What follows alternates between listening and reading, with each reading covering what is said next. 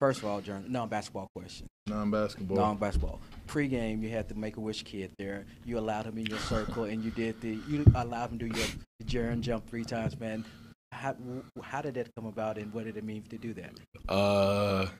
He was at the right place at the right time. I was just looking around, and then he was just perfectly involved. So I was just like, here we go. Like, jump. Get ready to jump. But, I mean, that's what it's all about, just making someone's day a little bit. I bet he was hyped, so.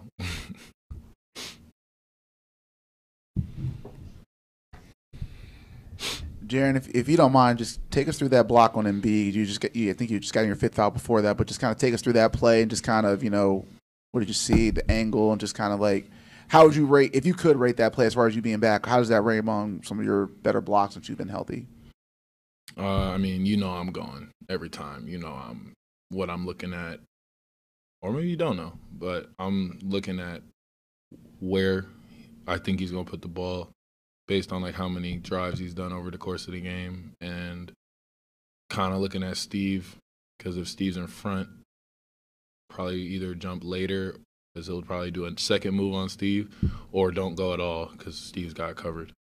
But I kind of saw him get a step on Steve, so I knew, okay, he's just going to gather and go up, so I know the timing, he's going to go with 2 hands to protect the ball. So only shot I got is right here at the rim. That's my only chance.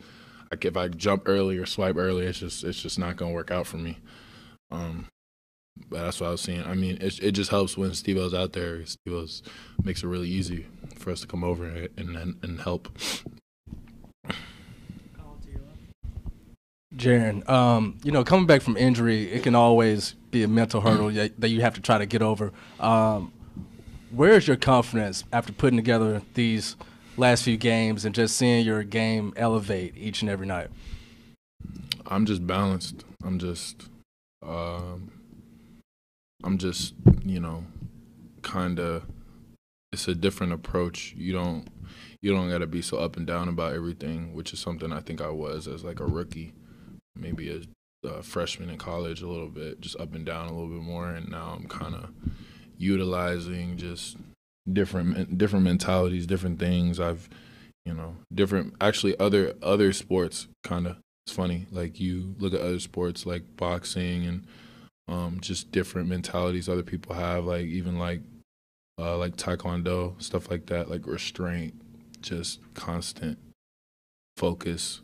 That's like the key for real, because there's always gonna be ups and downs. Like even now, like we won, but like it matters. It's cool, but like we go home and we just move on to the next one. If I got like overly sad or up about it, it would mess me up. You just gotta stay even.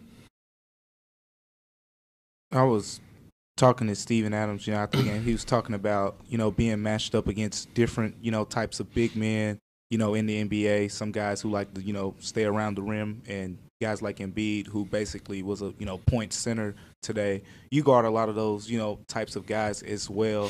What's it like having, Steven Adams, he has a pretty, good IQ for that type of stuff, to bounce, some of those ideas and thoughts off of his head, and just, when you play in those type of matchups?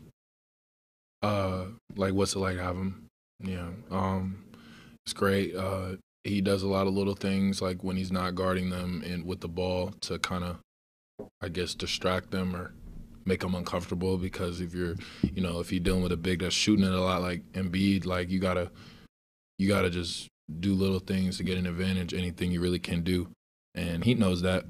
He's been doing it for a while, though. I think we've all kind of been fans of Steve even before he was here, and now it's definitely easier to love him because he's here and with us instead of on the other side. I wouldn't want to deal with it. I definitely would not want to deal with it. In fact, like I definitely wasn't dealing with it when I had to see him like 3-4 times a year at different times. It's a lot to deal with, for sure. It's a lot to deal with.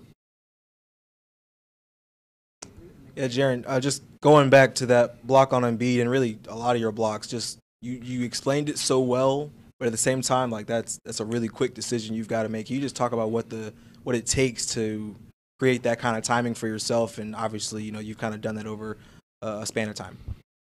Yeah, I mean, I've been trying to block shots since I was like 10, just because I wasn't that skilled at 10. So I just try to figure out a way to get the ball or make an impact. So I've been seeing guys drive to the lane. Obviously, guys are way better now. So I had to kind of raise my instinct a little bit. I really don't know where it comes from at this point. It's just a lot of watching over the years and just not being afraid to go, not being afraid to get dunked on because it's gonna happen. You know what I mean? It's gonna happen. They make the comeback in the fourth quarter, get it within 5. What was the difference down the stretch for y'all to hold on to the lead? I don't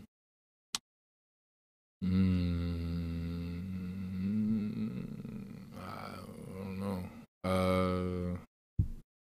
They did win the fourth, so probably just finding a way to get to the free throw line a little bit, stopping the game.